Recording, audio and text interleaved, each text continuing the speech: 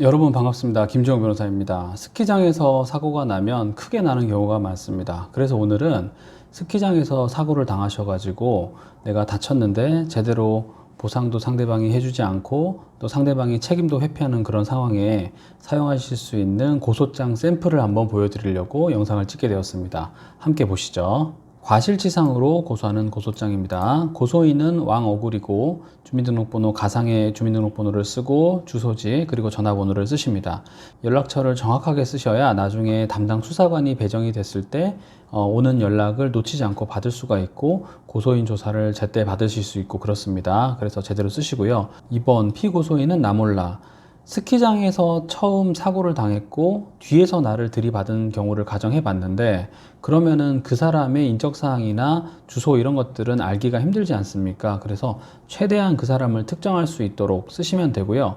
제가 힌트를 하나 드리자면 그 구급 기록지 같은 것을 떼보면 119에서 출동했을 때 어떤 사람하고 부딪혔는지도 나오게 되고 추적해서 가다 보면 최소한 상대방의 이름이라던가 아주 기본적인 내용들은 확인하실 수가 있으니까 그런 내용들을 다 여기 쓰셔가지고 하시면 됩니다.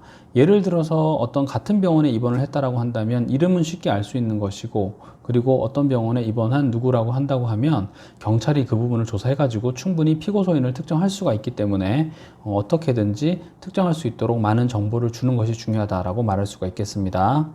3. 고소 취지. 고소인은 피고소인을 과실치상죄로 고소하오니 처벌하여 주시기 바랍니다. 4. 범죄 사실.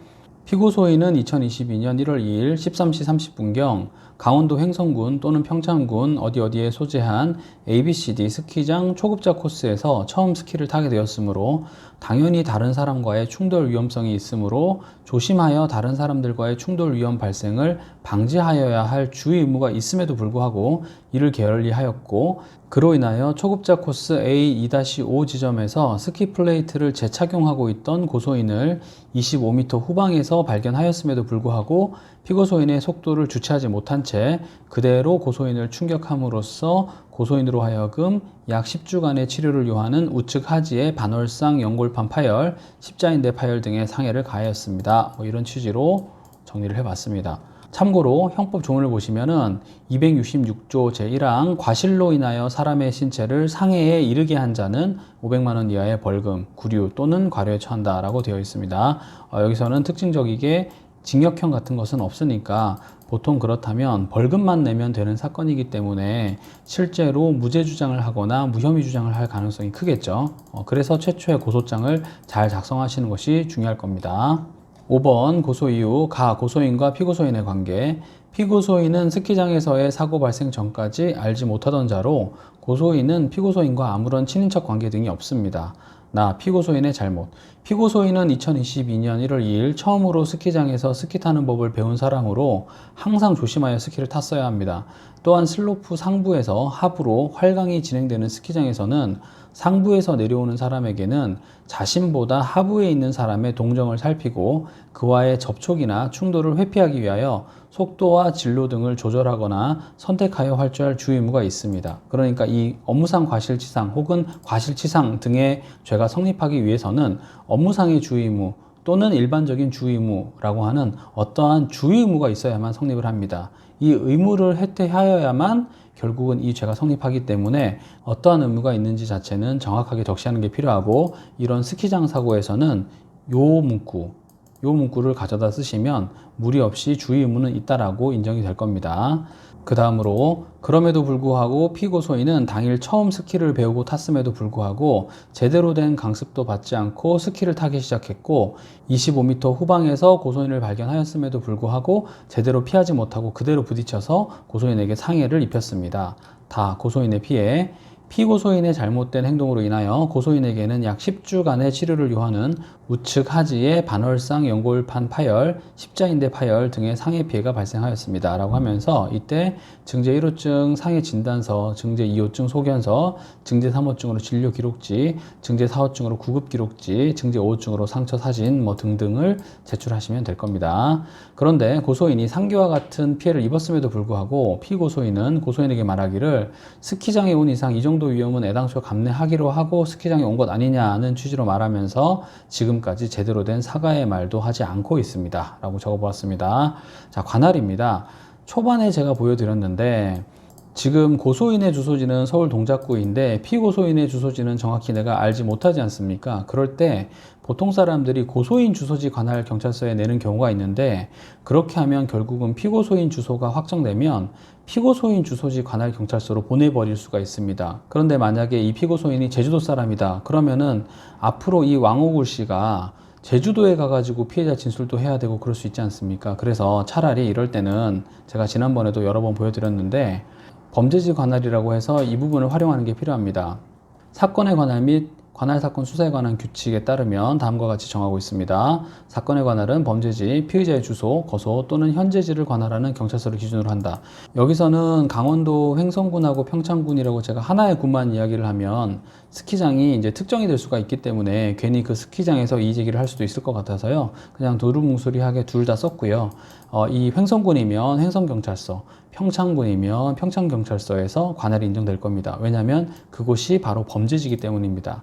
별표로 한번 범죄지 관할을 한번 보여드리겠습니다. 여기 보시면 평창군은 전체 평창경찰서가 관할을 하고 있고 횡성군인 경우에는 전체 횡성경찰서가 관할을 하고 있는 것을 알 수가 있습니다. 그래서 스키장 사고의 경우에는 스키장이 소재한 그 군을 관할하는 해당 경찰서, 예를 들면 횡성경찰서, 평창경찰서에서 관할이 인정되니까 범죄지 관할이 있다라고 하면서 해당 경찰서에 접수를 하시면 적어도 피고소인이 아주 먼 타 지역에 있는 경우에 있어서 크게 불이익을 받는 경우는 없을 것이다 라고 생각을 할 수 있겠습니다.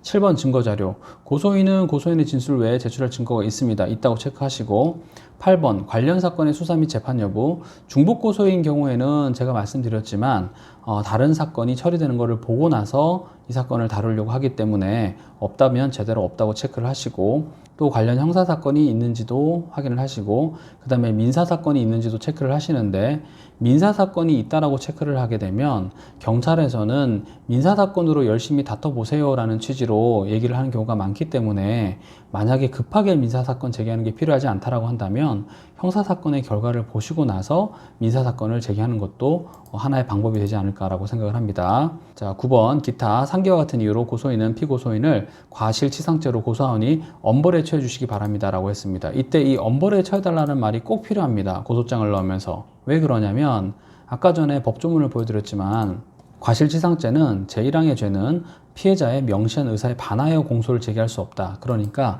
처벌해 주세요라고 명확하게 의사를 밝혀야만 진행이 가능하다라는 점을 꼭 유의하시기 바라겠습니다. 자, 별지에 증거자료 세부 목록이 나오는데 이때 인적 증거, 그리고 증거 서류, 그리고 증거물, 그리고 기타 증거 이렇게 구분해서 내실 수도 있고요. 아니면 차라리 증거자료라고 하신 다음에 증제 1호증은 예를 들면 진단서, 증제 2호증은 구급 기록지, 증제 3호증은 뭐 참고인의 연락처, 증제 4호증은 카톡 내용, 증제 5호증은 현장 사진, 증제 6호증은 상처의 사진 등등으로 해서 이렇게 그냥 목록을 만들어 가지고 증거명하고 입증 취지를 밝힌 다음에 뒤쪽에 표지를 붙여서 그대로 쭉 붙인 다음에 제출하시는 것도 필요할 겁니다. 다만 이때 이 추가되는 증거자료에는 그렇게 하실 필요가 없고 고소장 본문에는 기본적으로 간인을 하시고, 간인이라고 하면 절반 접어서 본인의 도장을 찍으시고 그 다음에 고소인으로서 고소인란에 도장을 찍거나 서명을 하시기를 당부를 드리겠습니다. 날씨가 많이 추운데요. 겨울 스포츠로 스키 즐기시는 분들 많은 줄로 압니다. 그런데 항상 안전하게 타시고 만약에 다른 사람의 잘못으로 인해서 내가 큰 피해를 입었다고 한다면 그리고 그 사람이 제대로 된 보상을 해주는데 소극적이라고 한다면 내가 형사적인 피해를 입은 것은 분명하니까 제가 오늘 보여드린 이런 고소장을 참고하셔가지고 과실치상으로 고소할지 여부를 진지하게 고민을 해보시고요. 만약에 혼자서는 도저히 억울해서 못하겠다 혹은 내가 혼자서는 할 자신이 없다라고 한다면 이런 부분은 저희 변호사 사무실에 문의를 주시면 제가 최대한 성심성의껏 맡아서 일을 진행해 드릴 수 있도록 하겠습니다. 저는 형사소송 전문 변호사 김주영 변호사였습니다. 감사합니다.